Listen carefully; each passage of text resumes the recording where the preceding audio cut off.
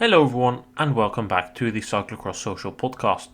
Today we're going to talk about the national championships and we're going to begin off by talking about the Belgian championships, and I'm joined by Issam to do so. Hey everybody. First off, the Belgian championships, and we'll start by talking about the men's elite race.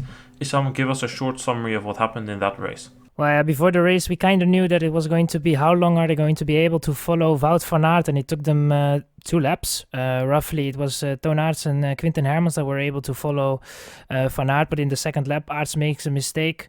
Van Aert gets a gap, and for him, that's the moment to go solo. In the end, nobody is able to challenge Van Aert, and Van Aert wins his 5th title. Behind him, though, there was a battle for the podium with Hermans, and from the back, actually, Lars Sweeck that came up, and all the time when there is some sand on the parcours, Sweeck feels a little bit at home. He was able to challenge Aerts and Hermans. Aerts was having a little bit harder race at the end and was not able to get on the podium. Hermans was able to battle with Sweeck, but then his chain dropped off and that cost him valuable time, and Sweeck in the end was able to take 2nd place. A bit surprising, but also maybe a little bit expected because due to the sand. And Quinten Hermans eventually running up the top 3 in at the men's category with the Belgian championships. It was the last cyclocross race of the season for Wout van Aert, but we won't be going into the details of his reason to skip the World Championships. We did that in the Hermans podcast, which is not out that long. So if you want to hear more about that, I would suggest you guys to listen to that podcast. We will talk about the ride of Van Aert today. And personally, I don't really think, once again, that there is a lot we can say about it, because it was just a class above the rest again. In the first lap, okay, still, there were riders able to follow him, but Van Aert, he wasn't really pacing full out then. I mean, it was enough. He didn't get into a big pack, which is risky. He had 2 riders in his wheel, and then he probably wanted to sit in for a couple of laps before really going in the second half of the race. But when Aerts made a mistake, he was handed the lead and he was gone for the rest of the race. So overall, I think just a very strong performance by Wout van Aert. However, I wonder, Issam, do you think that this is the strongest Wout van Aert we have ever seen in cyclocross? Because that's what some insiders are saying. It's a bit hard to compare, obviously, because Van der Poel is not on the level that he should have been. It would have made a little bit more sense to say something like that if Van der Poel had a little bit, normal season and he was able to challenge Van Aert. There is no benchmark in a way. The benchmark at the moment is the guys like a Toon Aerts, like an Iserbyt, like a Lars Sweeck, Hermans. And then it's a bit harder to conclude that it is the best shape we have seen him. But going from like an opinion of myself, if I look at this from my own perspective, I think this might be the best Van Aert we have seen. This is a Van Aert that every time he finishes, he has a lot of margin left. Even today, it's a big gap, but he didn't even push for it. He pushed for it at the beginning of the race and then just, kept on going in a pace that wouldn't hurt him, and the gap was still growing. And he just has been phenomenal this season, and you can argue that this, might be the best Van Aert we have seen ever. It's just very hard to compare. I mean, the benchmark isn't there, the conditions are different every year, and this doesn't necessarily need to mean that on the road we're going to see an even stronger Van Aert as well. Of course, I think Van Aert is very strong, obviously the best. If I look at Dendermonde, you don't know how deep Van Aert needed to go there, but Van der Poel also was pretty good there, and we know it wasn't the best Van der Poel, but then again, also Van der Poel doesn't need to be the standard, because the best Van Aert can also be up against the best Van der Poel. So, yeah, I don't know. I just think that we have seen a very strong Wout van Aert today, and it was always going to be a matter of who would be joining him on the podium if he didn't have any bad luck. He didn't have bad luck, so he won, and that's kind of what he was expected to do, and he extends his almost subscription by now on the Belgian national title jersey, and he now, again, completed for another half a year. He can call himself the double Belgian champion, cyclocross and road. But let's talk about the riders behind him. Lars Sweeck ending 2nd. Sweeck is a bit of a podium merchant at the national championships. I think it's the 5th time in 8 years that he's on the podium. I think for Sweeck, it's when the nationals are coming, he is he can just switch it up for the nationals. He's someone that I guess lives towards that moment. You have certain guys that when the championships arrives, they just have that 10% extra. They can give it. They can focus a little bit more on such a race. I'm gonna be honest.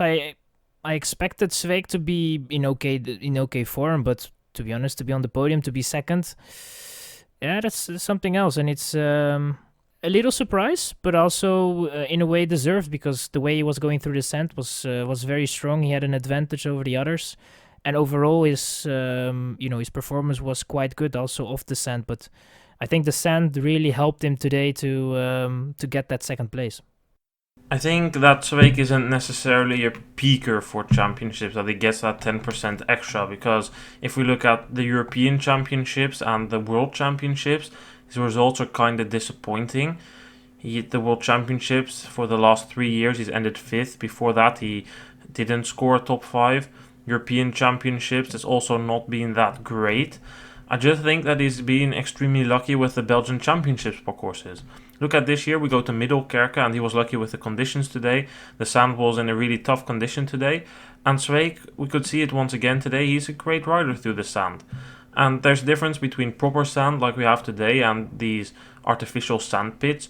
Those artificial sand pits, I mean, with the exception of maybe Ruddervoorde, they're not that much on the sand technique. It's more about power, because you usually get catapulted into them at a low speed.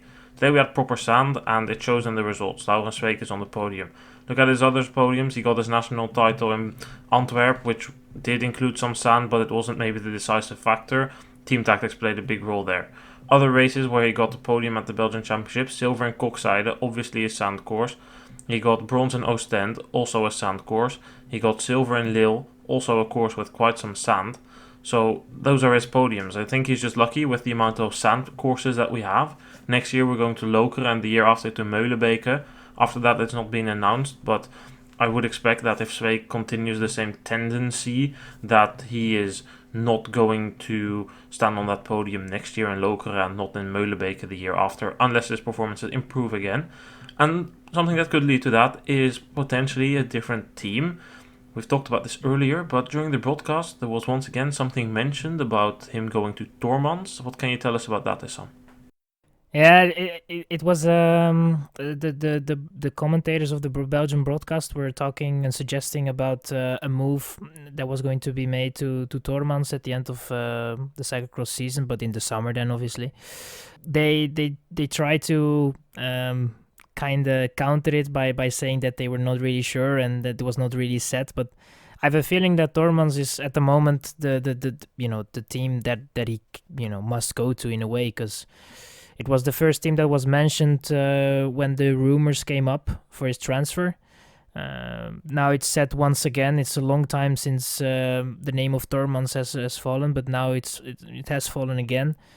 And to be honest, it's the most logical choice in my opinion. I think he is still a rider with a lot of ambition, and I think the team that can help him with that is probably Hermans. That's probably the best option for him, and it wouldn't surprise me if he would go there, to be honest.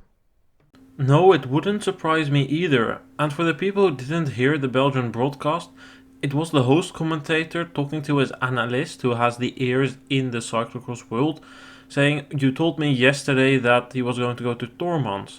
And then the analyst was like, "Oh, oh no, that was an older story." So it's a bit of a guess still if it was actually new news. It could be interpreted that way, that the analyst heard that the deal was signed now, or it could just be an older story that was brought up, we don't know. But it's definitely something that will keep us talking, and more now we need to conclude that Hermans is moving towards one of the leading Belgian cyclocross teams, whereas Trek Baloise Lions is looking to be a bit smaller, because you have Pauwelsauze, which is the leading Belgian team in my opinion, or at least in terms of Belgian riders.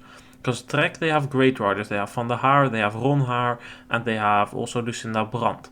But these are Dutch riders, whilst if we look at the Belgian market, well, Hermans is having Quinten Hermans, and okay, sure, they have Van Kessel, and they also have a bunch of other riders, but with Sweeck, they are, in my opinion, going to have more solid Belgian riders than Trek Baloise, because Trek Baloise only has Toon Aerts, and Thijs Aerts often is able to get the back-end top 10 position, but that's not of the level as Hermans, because Hermans is consistently up there.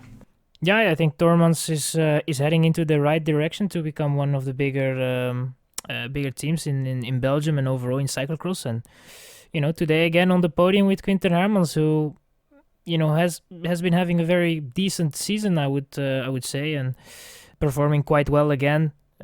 Consistent, a bit of bad luck with that chain drop. I think he would have been able to follow Sweeck a little bit longer maybe.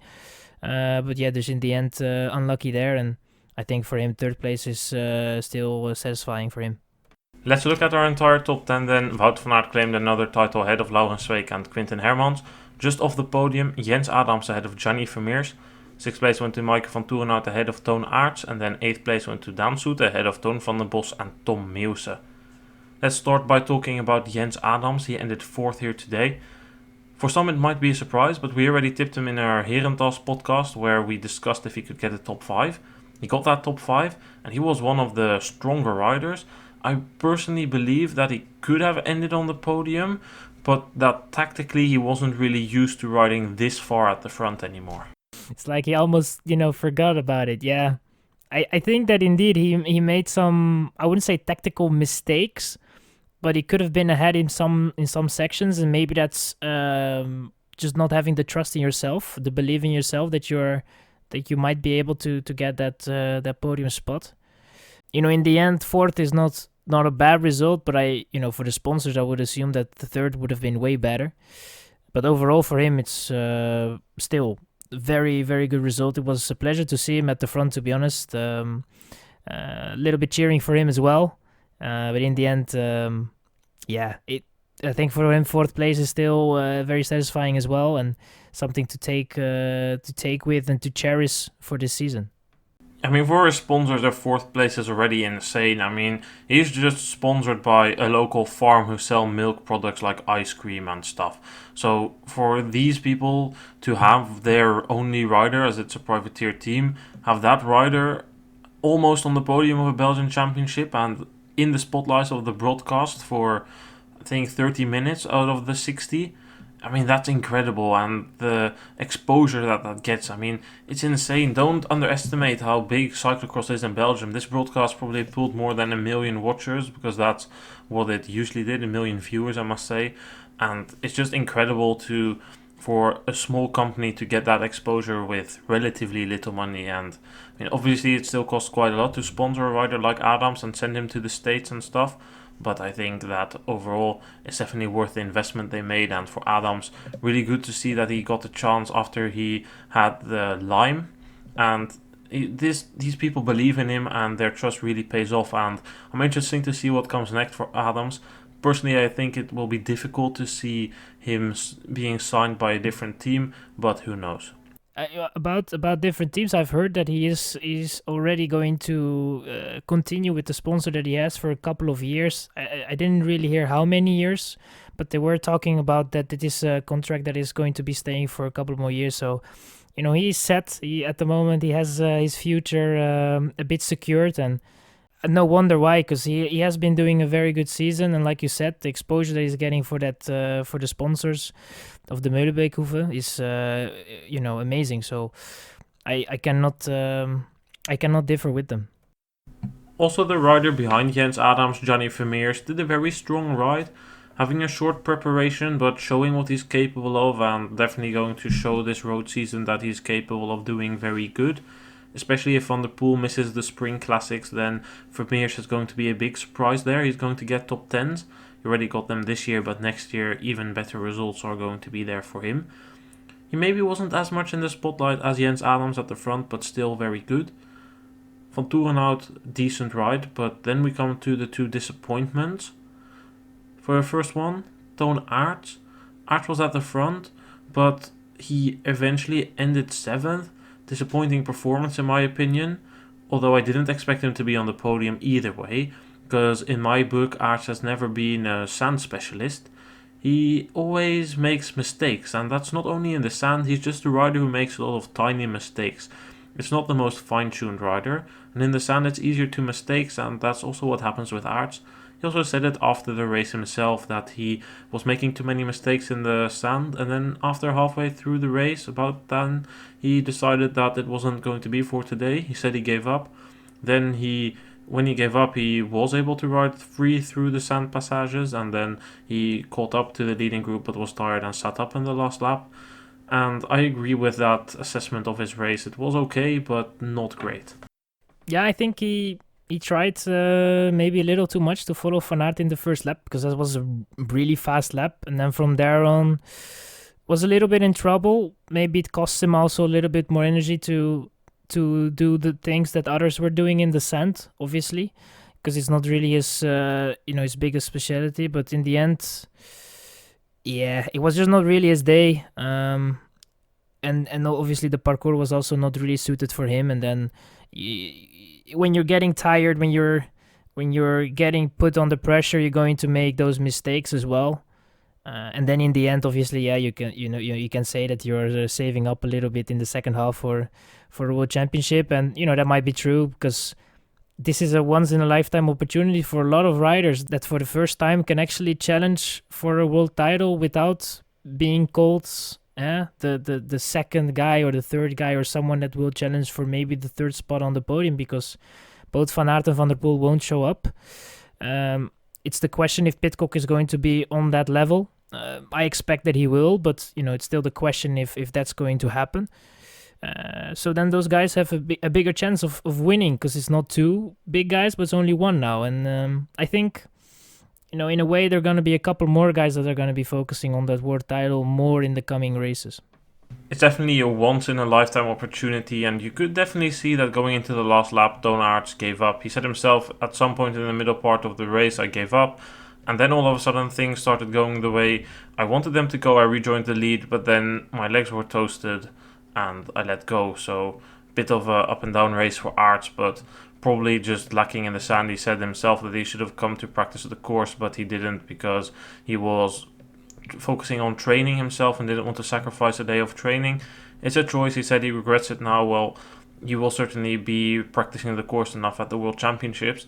Someone else who was also focusing the championships is Sweeck. He said that he does think he can claim the world title. I think that's maybe a bit ambitious on that parkour, but certainly someone who's doing that is Aerts and Iserbyt. Still not heard any official word from him. He disappeared out of the race quietly after never really being in it.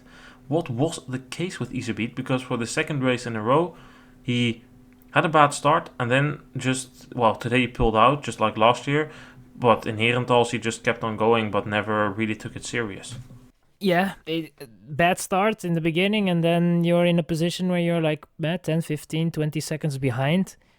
Never came into the race. It was quite clear from the start, and then you have to start to question. Was this a real goal? Wasn't it? We still have no official statement about what his intentions were and what really happened in the race. There was one bike change that I have seen. Maybe there was something going on, because he was leading that first peloton in a way. When he was like 15 seconds behind, then he was dropped completely at the back of that group, had to change from bikes, maybe a puncture, who knows. And then from there on, it was kind of game over, because you're 30 seconds behind in the second lap. And maybe then in his mind came that the World Championships are also arriving this month. So who knows, but this is still speculating, no official words yet said about this, and we have to wait and see. We will probably know today or tomorrow. It was very weird. I don't know about the bike change. Maybe it was a mechanical issue, because he was leading on the straight, that group, as you said, but that was already 25 seconds down, and then he just looked to give up. And he did the same in Herentals after a bad start. He did the same in Loenhout after a bad start.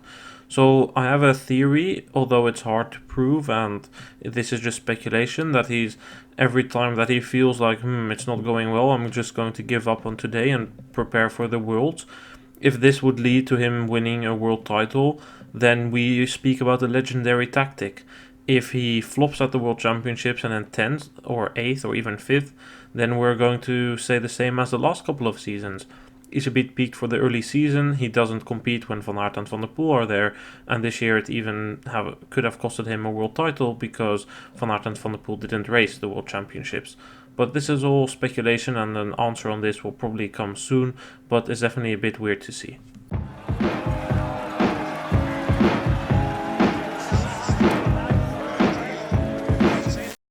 Yesterday, the women already raced in Belgium. The conditions were atrocious, big wind, a lot of rain as well, and the sand was not as important as it was today. And Issam will tell us what happened then in the race.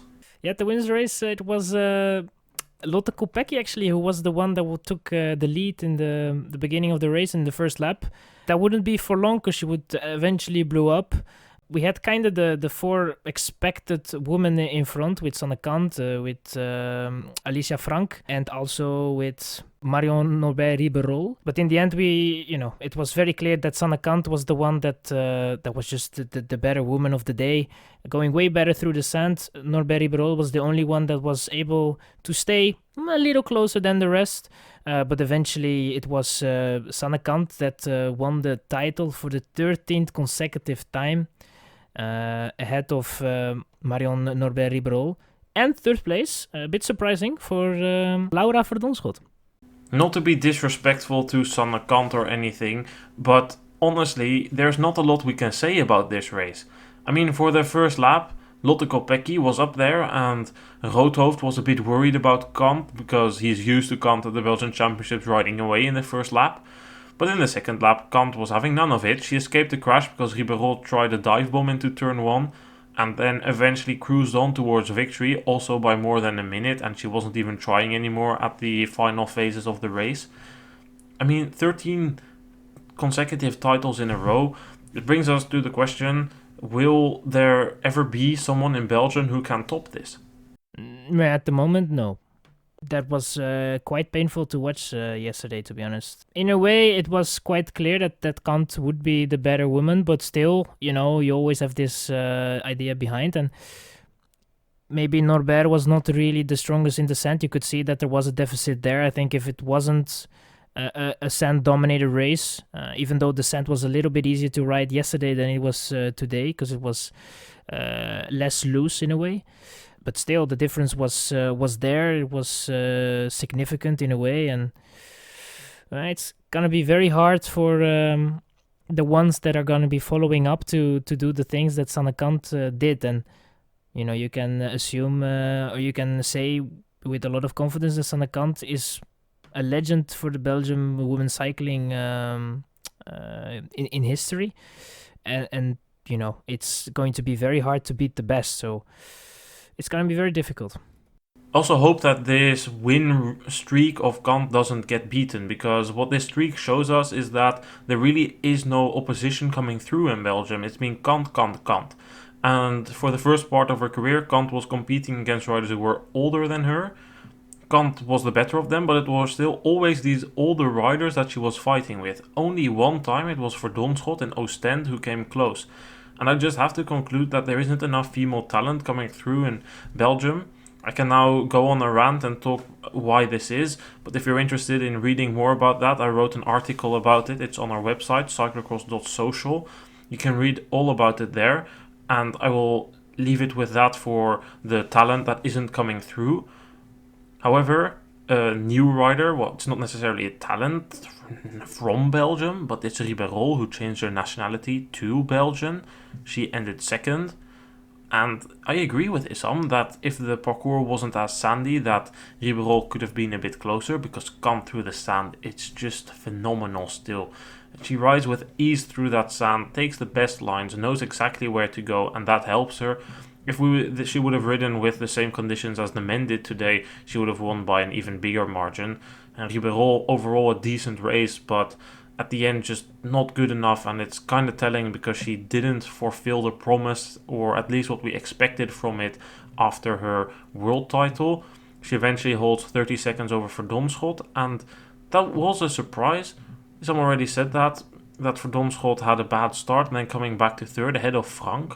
What do you make of the races of Verdonschot and Frank? Yeah, Frank was there at the beginning, but then you could just see that the scent was not really her thing, and mistake after mistake was made. Frustration builds up, I would assume, and then I think for Frank, she had probably expectations to be fighting for maybe even a title, but at least for a podium. And then if you follow that podium, and you see that some are just going easier through the sand, and you have to use so much energy to even stay in the wheels, it's becoming frustrating, and it's a title. It's a race for a title. So when you when you're at the fourth place, you're not gonna be fighting as hard. And yeah, it didn't really go her way. It just some races just go like that. And I think for Donschot, it was the opposite. She missed her start, but just found a very good rhythm. Was going through the sand quite okay.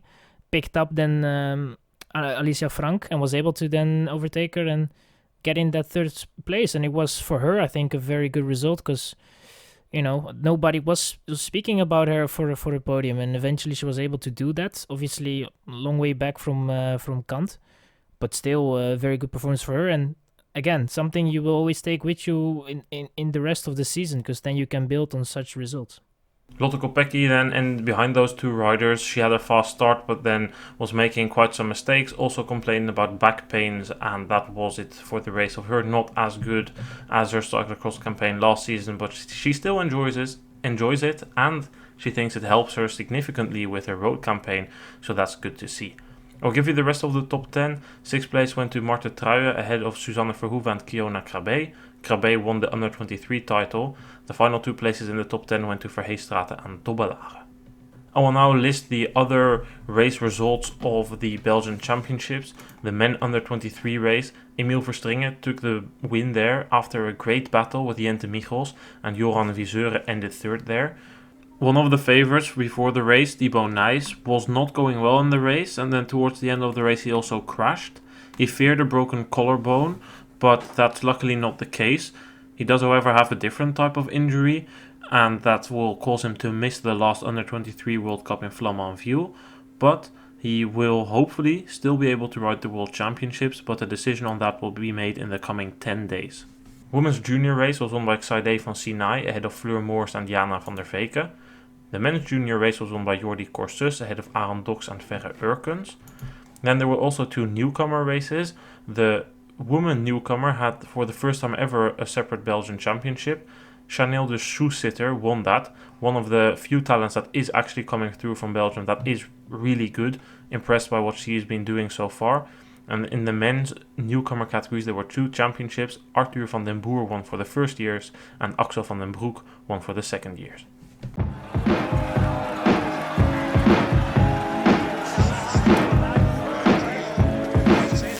We'll now proceed to talk about the national championships in the Netherlands. First, the men's category, and this is another one which we can be very, very short about. Lars van der Haar had the fastest start and immediately opened the gap over the rest. He was gone. In Rukve, not a difficult parcours, but he won by almost a minute. However, behind that, it was closer. Corné van Kessel was fighting with Mees Hendricks for a while for the second place on the podium. And it was for a while Hendricks who was actually in second, the under-23 rider. But in the final lap, Corné van Kessel upped his game, overtook Hendricks and still ended second, ahead of Mees Hendricks who ended third. Issam, we can be even shorter about this race than about the women's race in Belgium. Lars van der Haar, nothing could stop him, and honestly we shouldn't be surprised on a parcours like this. Yeah, we shouldn't be. I mean, we had a little bit of hope that it would be a bit closer, but van der Haar made it very clear, and from the beginning was taking the lead, taking initiative.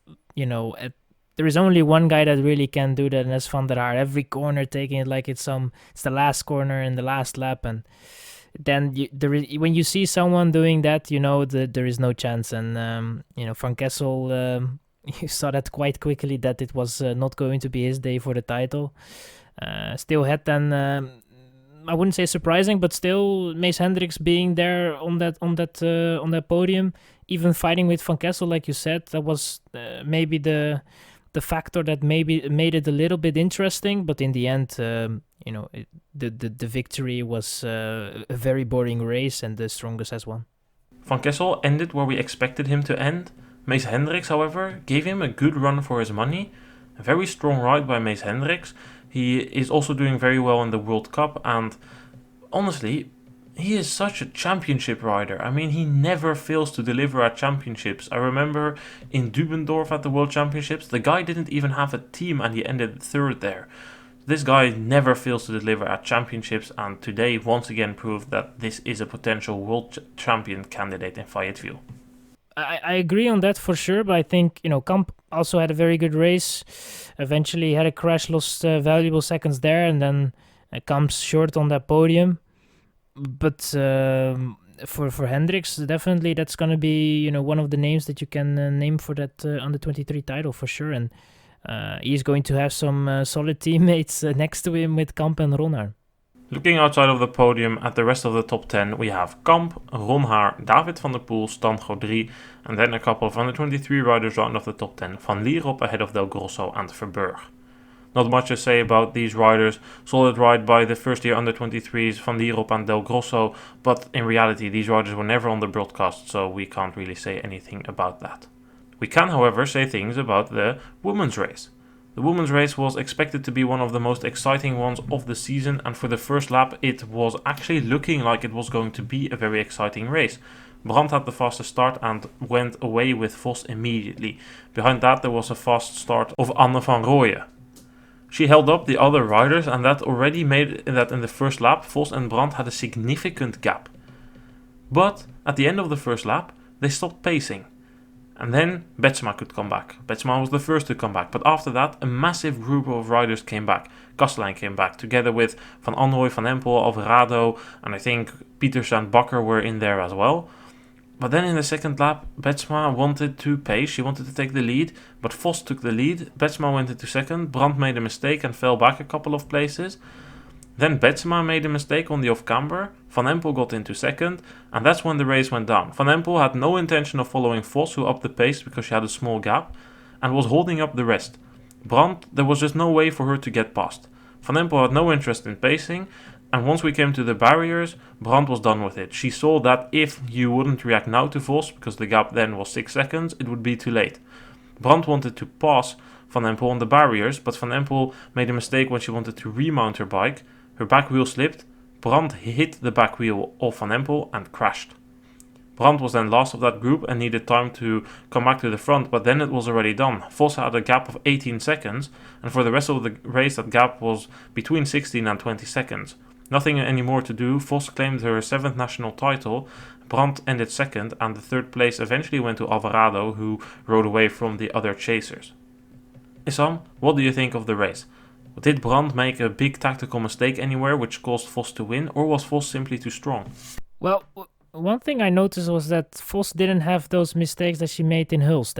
It was way cleaner at the start. I couldn't really notice any small mistakes that were made by Vos, but looking at that first and especially the second lap, I think Brandt maybe realized a little bit too late that Van Empel was just not going to chase Vos down, which in a way is a bit expected because this race was obviously, there was the elite and the under 23, both would get their title, and I think Van Empel was maybe a little bit more focused on the under 23 than on the elite title.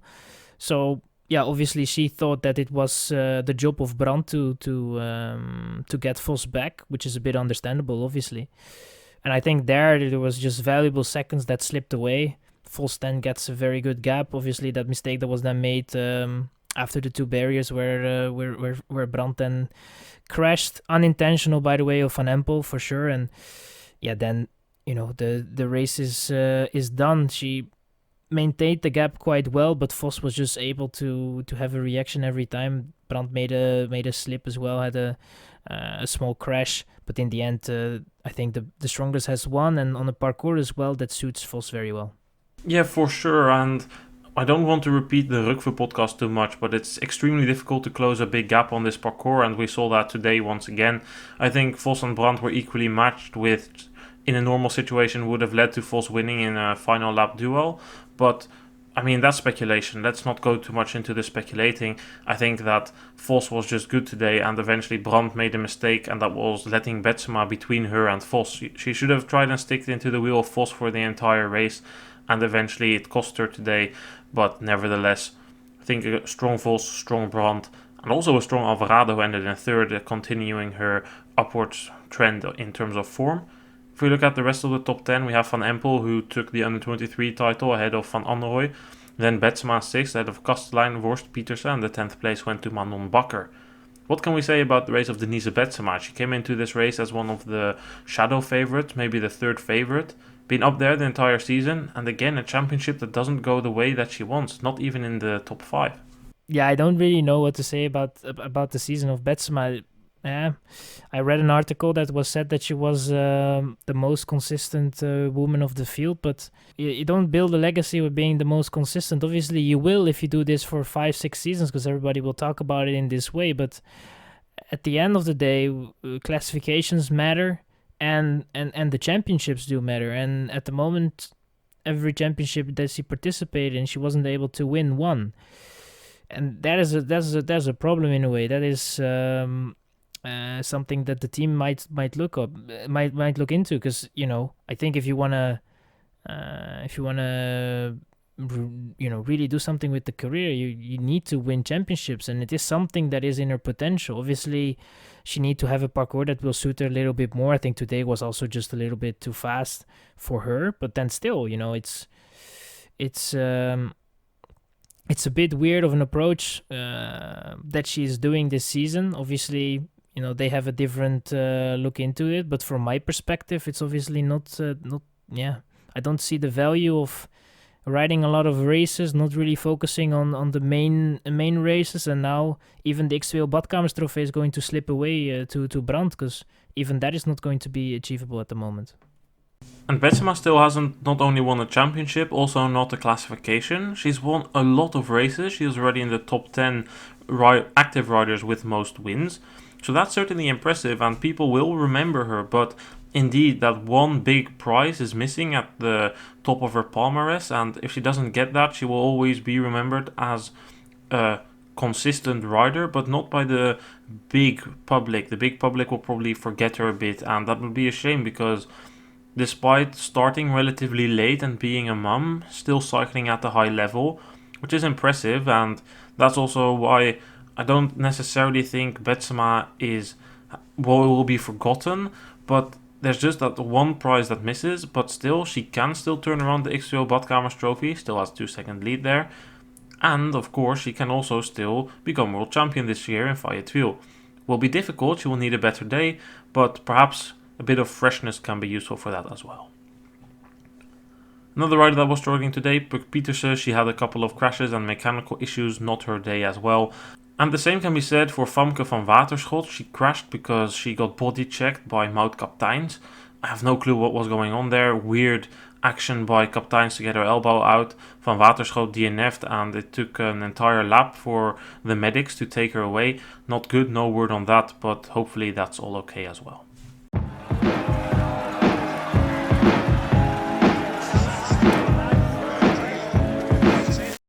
As there were no youth races in the Netherlands due to COVID measures, we will go now to talk about the British Championships. It was a super muddy parcours. Thomas Main eventually took the title in the men's race after a titanic battle with Cameron Mason. It was often more running than riding. Also a strong ride by Joseph Blackmore and Toby Barnes, who both managed to stay pretty close to these riders. Did you expect that Main would take home the national title here, Issam? No, and yes, because this season has been a bit up and downs for Main. Some okay races, but overall it was nothing really convincing, and he obviously had the challenge of Cameron Mason, but if you look at the parcours, it is a parcours that is almost made for Thomas Main. A lot of mud, very slow, but you need to be very strong to go through this parcours, and strength is something that Thomas Main has. Is a very strong guy, a tall guy. And then, it's going to be for him a little bit easier than for Mason to be a title contender. And in the end, he did what he had to do and brings for Hermans another title. Yeah, definitely agree. I mean, Cameron Mason does take the under-23 title, although I'm not sure that they awarded a jersey for that, but that's not what Mason came for. He wanted that elite title. Also, for Mason, it's probably once-in-a-lifetime opportunity, considering the absence of Turner and Pidcock, although I do think that Mason can beat Turner, but that's a different story. I think that overall the parcours just suited Main better, and in general, don't forget, if we are racing a national championship outside of the Netherlands and Belgium, it's not these professional parcourses you see in the Netherlands or Belgium. I mean, we were in Crawley, which has organized the national series, so this is maybe a bit of a different case, but in most of these places, they just go to a random field. And in this case, there is a proper organization behind it, just like in Liévin in France, which we'll talk about soon. But these fields just tend to get muddy a lot quicker than the locations that they choose out for the Belgian championships. In Belgium, there's maybe 4 or 5 cities that want to organize a national championship, and they can choose the best location, and they can make sure to not have parcourses that turn into a running fest, or at least that's usually the case. I mean, Kruijbeek in Belgium being the exception in recent years. But it was a lot of running, and is that bad? Not necessarily, because this is more the old school cyclocross we saw today. Or at least that's how I think about it. This is really the old school cyclocross that we saw a longer time ago, with a lot of running and a lot of thick mud. No, I mean, I can agree on that part, and especially, some countries have a tradition, a different tradition into the cyclocross than others. In the States, they also have this thing that, the mud that we know in the Netherlands and in Belgium is not something that they're very used to in the States. They have mud as well, but most of the time it's just a different surface they have to ride on, and climate also has a big play and a big part into the races and the circumstances. So it's a bit hard to say, like, if they have to be representative of what we have in Belgium and Netherlands, or it has to be just a race that has to be within the limits of the cyclocross regulations. And I think that is the fun of those foreign championships, and they're also very nice to look at, for sure. Yeah, definitely. It's just something else, and I mean, probably it doesn't meet regulations, and that's the case with more of these cyclocross championships. But overall, it was a decent watch. I mean, especially the battle for the win was interesting, and the race itself was the parcours was decent, not something hugely special, but it was okay. I will give the top 10 here. Thomas Main won ahead of Cameron Mesa. Joseph Blackmore and Toby Barnes put in solid rides. Then we have Corin Carrick Anderson, another under 23 rider in 5th, ahead of Tom Cousins. And then in 7th place we see Daniel Barnes ahead of Ben Chilton, and 9th went to Joseph Beckingsale, and 10th place went to a rider of our own team, Jensen Young, who is also still under 23. And if I counted correctly, 9 out of the 10 riders in this top 10 are under 23 riders, so that's certainly something impressive. If we then look at the women's race in the UK, it's almost a copy of 2 years ago. Anna Kay came into it as favourite. Zoe Buxted was absent as she tested positive for the COVID-19. And Anna Kay came into the race as a favourite, but I can't think of a more anti-Anna Kay parcours than we had today. A shit ton of running, and that was the same 2 years ago when Kay also was the favourite and then got beaten by Harniet Harnden. Harnden today again taking the win. It's maybe not a complete surprise, but looking at the bigger picture, we would have expected Kay, but looking at the parcours, we would have expected Harnden. Maybe a bit of the same case as what we had with the men's race, Issam? Yeah, bit of the same. I think obviously Kay not having her season, so it would have helped if she was if she had a better preparation. But still, this was a parcours that would suit Harriet better than Kay, and I think again just the one that it's just one of those things, and it doesn't do anything under the performance of Harriet. She was very strong, and deserved winner as well. It was very nice to look at that race as well, but. Yeah, it's obviously a problem when you go into the other races, and then the representation is a bit different, and that's the only downside of this. But it was a very good championship for sure. And Kay also had a couple of tumbles, and then she ends about half a minute of the win. I think at some point it also gets into your head if you're first leading by 15 seconds and then trailing by 15, catching up and then making a mistake again, that obviously doesn't help. So I think overall for Kay it's a day to forget, and hopefully sometime in the UK they will have a faster parcours which suits Kay better, because for some riders the winning a national championship is just extremely hard due to the type of parcourses that they have in that country. That's something which we just talked about. Kay didn't even end second, she ended third. Annie Last, who I think works for GCN even, ended second, and then Anna Kay third. Rest of the top 10 was Christina Wieck, not heard of her, ahead of Xan Kreese, Chris Styler, Adderley Baker, Anna Flynn, Ruby James, and Abby Manley. So that's our top 10 here. We won't go into detail of these top 10s as much as we've done with the other top 10, simply because some of these riders we don't even know, others we don't know enough about to really talk about them in depth, and then the podcast would go up to 2 hours, and we'll save that for another day. I will, however, still give the youth results here. The women's junior race in the UK was won by Ella McLean-Howell ahead of Elizabeth McKinnon and Emily Carrick-Anderson. The men's junior race was won by Joseph Smith ahead of Ben Askey and Max Greensill. Top favourite, rider for our own team, Nathan Smith, had terrible luck today, crash and 2 mechanical issues, but however not a completely lost day for a team, because in the newcomers category, Sebastian Grinley took home the national title. If we then cross the channel, we come to France. France had a great battle in the men's race for 3 out of their 4 laps. That parcours was even heavier than the parcours in the UK. Liévin is known as a Formula 1 track among cyclocross followers. It was completely the opposite today. I think at least 40% of that parcours was running, had elevation. It was basically Dendermonde Deluxe edition, because it had major elevation in it as well at some points. Dubois eventually took home the title, but that cost a lot of effort, because in the beginning of the race it was actually Dubé who led over Gras, and Dubois was in third, but he was 30 seconds down. In the second lap, Dubois picked up the pace and eventually marched past Gras and Dubé, but Dubé was having none of it. Dubé kept on fighting for the win until in the last lap Dubé exploded and had to settle for third because Gras overtook him.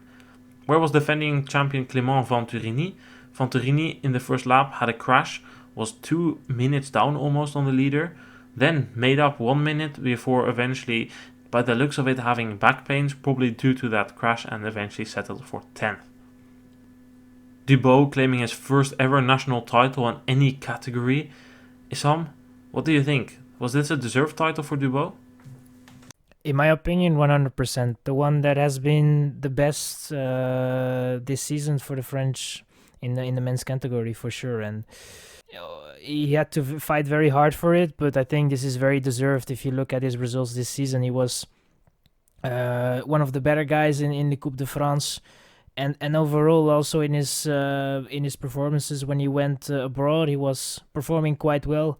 I think one of the ones that is probably the most noticeable is the 7th place in the European Championships and top 10 as well in Namur at the World Cup. So I think there is, maybe I'm wrong, but I don't think there's another French rider that has performed the same way he did this season. So I think very deserved.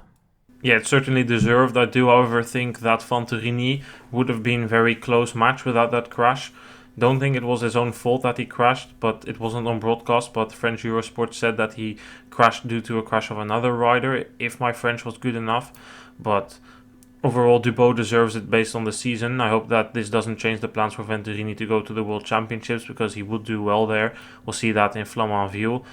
And then for the other riders, I mean, Dubé not having a long march into this season as well, but the rider of Total got a pretty strong ride here, ending third, blowing up a bit behind Gras, and Gras is a specialist on these type of parcourses. On the faster parcourses he doesn't really perform, but last year in Dendermonde he was also really good. So yeah, it was definitely an interesting battle there, and eventually on a parcours like this it was about who can run the fastest and who needs the least recovery, because there was just zero recovery on this parcours. Outside of the top 10 we saw Boulot ahead of Peru, Chanel, Valenta, Delossan, Guilan, and then Venturini in 10th. Again, not a lot to say about this, and France will be the last championship of which we'll give the full top 10. After this we'll make it even shorter and just mention the top 5, and for some countries even just the winners. Women's elite race in France was a close battle between Burquier and Clauzel. Issam, Burquier beating Clauzel eventually for the win. I mean, that was just the entire race. It was Burquier leading by 5 to 10 seconds over Clauzel. Clauzel just couldn't close it. Yeah, and maybe a parcours that suited Burquier a little bit more than Clauzel, but I was like, well, maybe with the experience that Clauzel has, she was going to be able to bridge that, and then we will see. But Burquier, as tough as she was, holding on, and making sure that Clauzel wasn't going to close in a single centimeter, and in the end deserved champion. Only 19 years old, and a talent, that let's hope that she's going to stay and focus on the cyclocross, because that's someone to look out for the next couple of years.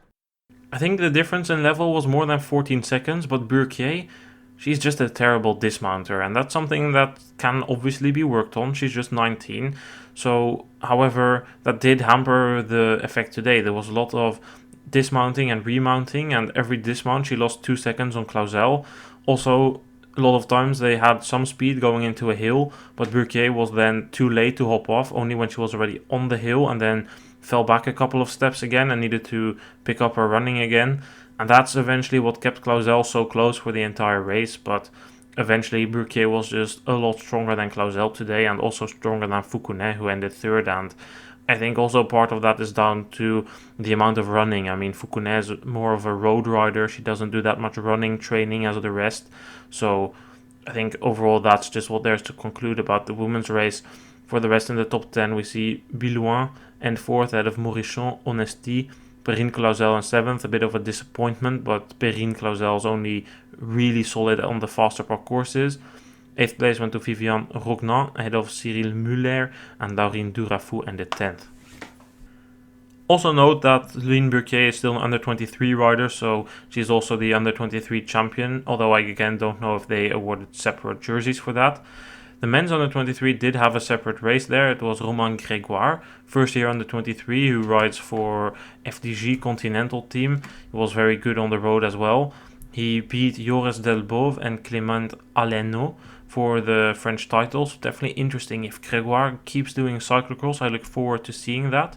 The men's junior race was won by Luca Lesseur ahead of Leo Bizot and Romain Desbrois. And a bit of a disappointing performance there from Corentin Lequet, who was one of the favorites, but Lequet had a mechanical issue like many favorites today. The same can be said about the women's junior category. Big favorite there was Lilou Fabregu, but Fabregu had a mechanical issue when she was leading the race, and then got overtaken by Manon Briand, who took the win ahead of Alexandra Valande and Julie Berco. A bit further down in Europe, there was also racing for the national titles. In Spain, it were Aerts and Blanco who took the title. Issam, you watched a bit of those races.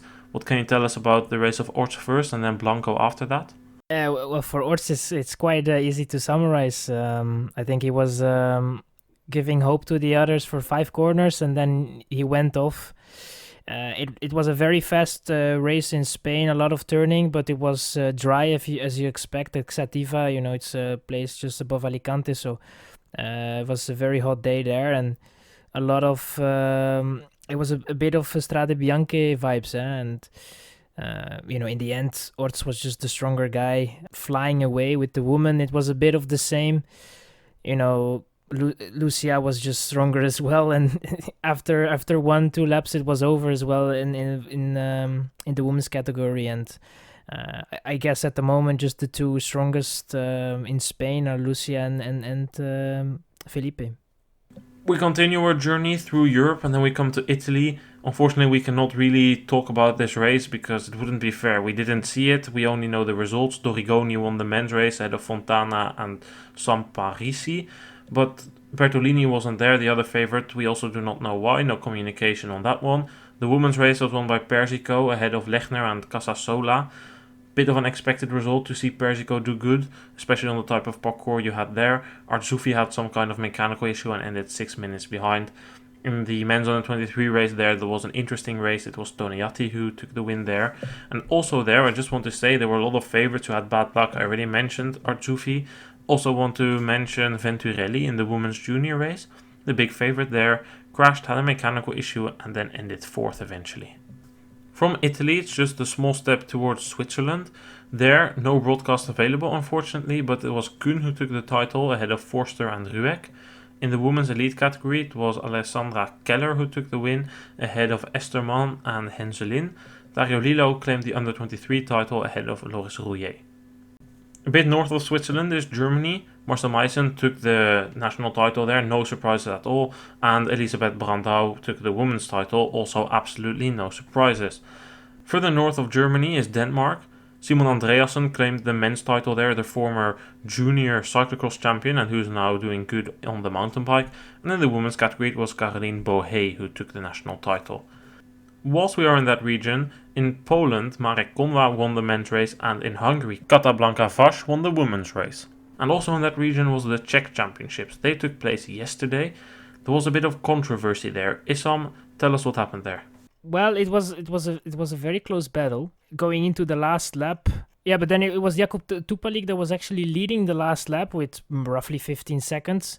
But it appears, or at least what you could see in the race, was that Michael Boros was closing in quite a lot, and in the last couple of corners, Boros was able to sit in the wheel of Jakub Tupalik, and then in the last corner was able to get alongside on a very hard corner because of the fact that it was on a track and field place. But in the end, Boros was able to take the title in front of Tupalik. Later on, we heard that it might have been that some has shouted to Tupalik to be second place, and he might have given the win to Boros. Don't forget, all three actually of the ones on the men category are from the same team, from Elkov. So it can happen in a way because they're all from the same team. But yeah, it's obviously a bit controversial. Yeah, there's a video of that on our Twitter, so I will revert back to that for the people who are interested in that. You can make up your own conclusions. I won't be saying it was rigged, as plenty of Czech cyclocross fans have claimed. I don't know, it just looked like Tupalik had a very bad sand passage, but the signs that were made from the side of the road were suspicious. It does indeed look like somebody is pointing two fingers and then putting his hands down like, slow down, you need to end second, Boros needs to win because Boros is our cyclocross rider.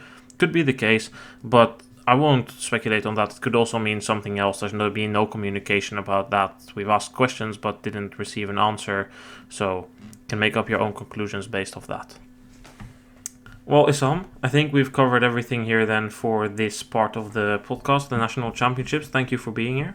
Yeah, it was a long one, but we managed to get through most of the countries, and thank you for hosting. This week we'll be back with more podcasts. We are starting our series of interviews heading up towards the World Championships at the end of the month. We're starting off by talking with Cameron Mason. That podcast will come on Wednesday. And we are speaking with potentially the top favorite in the juniors category, David Haverdings. That podcast will come on Friday. Next weekend, only one race, Flamanville. We'll also have a podcast about that coming out then on Monday, so in exactly 1 week time.